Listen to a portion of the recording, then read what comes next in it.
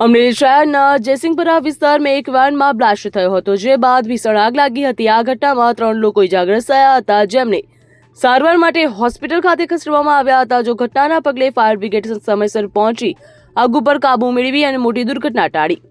મળતી જાણકારી અનુસાર જયસિંહપુરાથી શેરી નંબર 5માં પાર્ક કરેલી વાનમાં ફોર્ચ્યુન ટેન્ક સાથે ગેસનો બાટલો ફાટવાના કારણે આ બ્લાસ્ટ થયો હતો। તો આ ઘટનાની જાણ થતાની સાથે જ ફાયર કંટ્રોલ રૂમને જાણ કરવામાં આવી હતી, જેમાં પગલે તાત્કાલિક ફાયર ટીમ ઘટનાસ્થળ ઉપર પહોંચી હતી। જે બાદ ફાયર ઓફિસર એસસી ગઢવીની આગેવાની હેઠળ અમરેલી ફાયર એન્ડ ઇમરજન્સી સર્વિસની ટીમે પણ પાણીનો મારો ચલાવી આગ ઉપર કાબુ મેળવી લીધો હતો।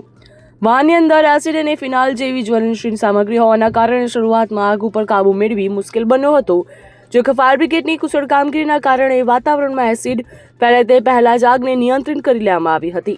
તો આગની બાજુમાં રહેણાંક મકાનો સુધી ન પ્રસરે તે માટે પણ અસરકારક પગલાં લેવામાં આવ્યા હતા, જેના પરિણામે મોટી જાનહાનિ ટળી છે। સદભાગ્યે આ સમગ્ર ઘટનામાં કોઈ પણ પ્રકારની જાનહાનિ સર્જાઈ નથી। બ્યુરો રિપોર્ટ, ખબર ગુજરાત લાઈવ।